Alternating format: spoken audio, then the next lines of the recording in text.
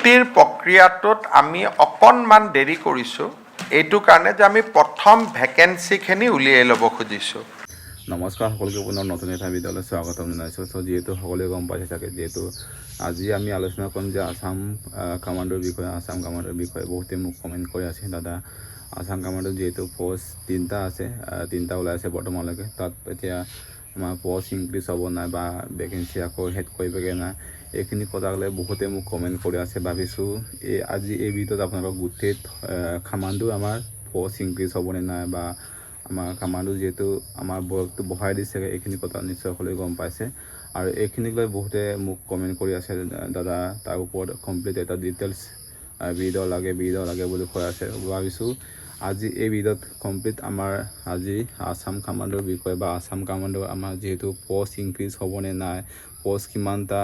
Increase হ'ব পাৰে বা আমাৰ নতুনকৈ বেটেলিয়ান গঠন কৰিবনে নাই, গোটেইখিনি তথ্য আজি এই ভিডিঅ'ত আমি আলোচনা কৰিম। যিহেতু সকলোৱে গম পাইছে, আজিৰ পৰা কেইবামাহৰ আগৰে পৰা বহুতে আলোচনা কৰি আছে, আমাক কামাণ্ডো নতুনকৈ বেটেলিয়ান দুটা গঠন কৰিব বুলি বহুতে কৈ আছে। আৰু বহুতে হয়তো ভিডিঅ' চাইছে, হয়তো বহুতে হয়তো নিউজতো শুনিছে বা বেলেগ এটা চেনেলতো হয়তো শুনিছে নিশ্চয়। আৰু সেইখিনি যদি আমি ভালদৰে এনালাইজ কৰোঁ, তেতিয়াহ'লে আমি বৰ্তমান আমাৰ আজিৰ পৰা দুদিনৰ আগত আমাৰ CM ছাৰে সংবাদমেলত জৰিয়তে কৈছে, আমাৰ যিমানখিনি হয়তো আমাৰ হোম ডিপাৰ্টমেণ্টত, আমাৰ যিমানখিনি পুলিচ ডিপাৰ্টমেণ্টত প্ৰমোশ্যন দিবলগীয়া আছে দিব, আৰু নতুনকৈ ভেকেঞ্চি হেড হ'ব। হয়তো আমাৰ কামাণ্ডো তেনেকুৱা ধৰণৰ আছে যে আমাৰ কামাণ্ডো কনষ্টেবল বা লেছ নায়ক পষ্টবিলাক আমাৰ প্ৰমোশ্যন দিলে, তেতিয়াহ'লে আমাৰ কামাণ্ডো কনষ্টেবল পষ্টখিনি কালি হ'ব। তেতিয়াহ'লে আমাৰ কি হ'ব,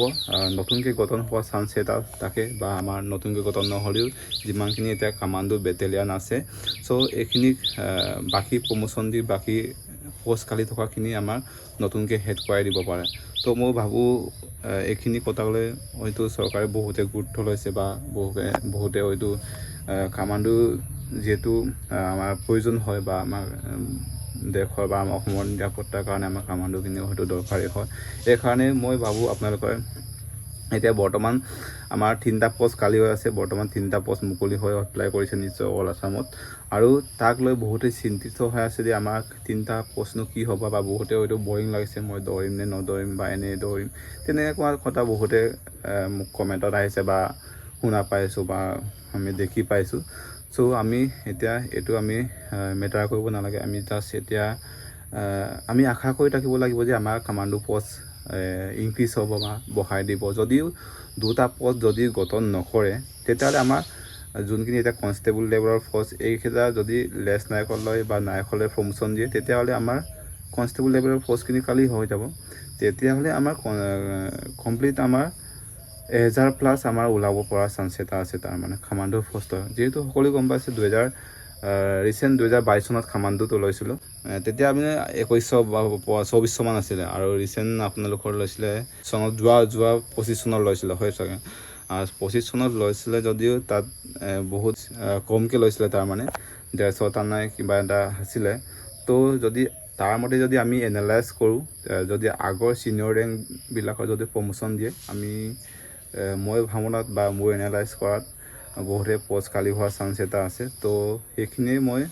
আপোনালোকক সৰু এটা আপডেট দিবলৈ চেষ্টা কৰিছোঁ। যিহেতু সকলোৱে গম পাইছে আৰু সকলো বেলেগ হয়তো চেনেলত আপোনালোকে নিশ্চয় দেখিছে,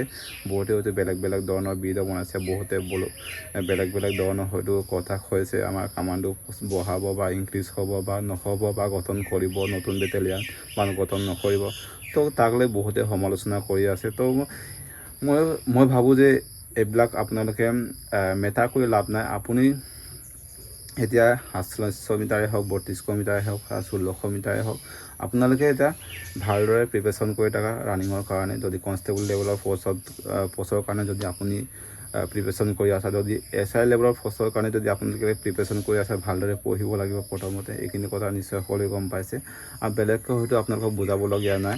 আপোনালোকে নিশ্চয় বুজি পায় কথাবিলাক। আৰু বেলেগকৈ হয়তো মই ভাৱনাত আপোনালোকে সময় পাইছে এতিয়া বৰ্তমান আমাৰ ডিচেম্বৰলৈকে আমাৰ যিমানখিনি হয়তো আমাৰ হোম ডিপাৰ্টমেণ্টত বা হোম ডিপাৰ্টমেণ্টেই হওক বা টিচাৰ লেভেলেই হওক বা বেলেগ হয়তো আমাৰ বিভাগেই হওক, গোটেইখিনি হৈছে আমাৰ প্ৰমোশ্যন দিবলগীয়া আছে এইখিনি দি দিব ডিচেম্বৰ মাহলৈকে আৰু তাৰ নেক্সটতে আমাৰ জানুৱাৰী ফেব্ৰুৱাৰী মাহতে আমাৰ ইণ্টাৰভিউ হোৱাৰ চান্স এটা আছে যিহেতু সকলোৱে গম পাইছে আৰু যদি জানুৱাৰী ফেব্ৰুৱাৰী মাহত যদি আমাৰ ইণ্টাৰভিউ হয় তেতিয়াহ'লে আমাৰ 4-5 মাহমান আমাৰ এতিয়ালৈকে বৰ্তমান ফ্ৰী টাইম আমাৰ 150টা দিন আমাৰ হাতত আছে প্ৰেক্টিছ কৰিবলৈ তো এই 150টা দিন বা এই 120 দিনখিনি আপোনালোকে ভালদৰে নিজক কেনেকৈ মজবুত ৰাখিব পাৰে বা নিজক কেনেকৈ একদম টেলেণ্টেড বনাব পাৰে বা নিজে কেনেকৈ একদম টপ বনাব পাৰে টপাৰ বনাব পাৰে আপোনালোকৰ সিদ্ধান্ত আপোনালোকে নিজে সিদ্ধান্ত ল'ব লাগিব মোৰ জীৱনত মই কেনেকৈ ছাকচেছ হ'ব পাৰিম বা মোৰ জীৱনত মই কেনেকৈ দৌৰিব পাৰিম বা মই কেনেকৈ লৰাই মানে তাক